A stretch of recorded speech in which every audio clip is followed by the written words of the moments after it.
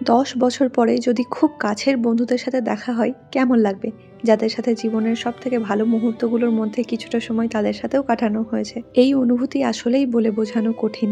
কদিন আগে আমিও আমার বন্ধুদের সাথে ঘুরে এসেছি, এবার আমার বরের পালা। কিন্তু বলে না ভালো সময় তাড়াতাড়ি পেরিয়ে যায়, ঠিক তেমনই এই 4টে দিনে আমাদের কিভাবে যে পেরিয়ে গেল আমরা বুঝতেই পারলাম না। আমার বরের সাথে সাথে আমিও অনেক অনেক ভালো স্মৃতি নিয়ে যাচ্ছি। ইনি কুণালদা, অমায়িক মানুষ। আমরা কুণালদাদের বাড়িতে একদিন ছিলাম, মনে হচ্ছিল আমিও দাদাদের বন্ধু। খুব ভালো লেগেছে। আর ইনি ববিতা, আমার ছেলেকে এমনভাবে আগলে রেখেছিল।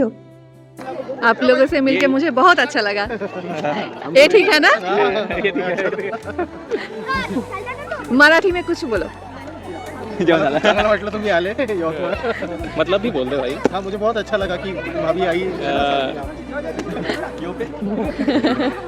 अशीच तुम्ही नेहमी आमच्या इकडं आमचं तुमच्यासाठी नेहमीच वेलकम. मतलब वेलकम किया ना. फिर से आइएगा जल्दी. हम ही जल्दी आ जाए. हाँ हाँ, मुझे बहुत बहुत अच्छा लगेगा। मैं इंतजार करूंगी आप लोगों के लिए। হিন্দিটা আমার একেবারেই আসে না। আমার হিন্দি শুনে সকলে হাসে। আর সত্যি বলতে আমার শেখার বা বলার চেষ্টাও খুব কম। আমরা তো আসানসোলে থাকি, আসানসোলে হিন্দিভাষী মানুষের সংখ্যা অনেক বেশি, তো খুব সহজেই শেখা বা বলা যায়। কিন্তু আমি একেবারে গড়গড় করে বাংলা বলি। সামনের জনকে একটু কষ্ট করেই বুঝে নিতে হয় যে আমি কি বলতে চাইছি। শেষবেলায় আমরা সবাই একসাথে কিছু ছবি তুলে নিলাম। রাত এখন 12:30 বাজে আর আমরা এসেছি রনির কলেজে।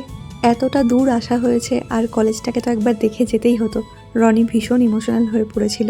আমি এখানকার প্রচুর গল্প শুনেছি, তো দেখে আমারও খুব ভালো লাগলো। আমরা এবার বাড়ি ফিরে যাই, কারণ আমাদের আবার 3টের সময় বেরোতে হবে। যাই হোক, ভিডিওটা ভালো লাগলে একটা লাইক করো আর আমায় ফলো করে রেখো।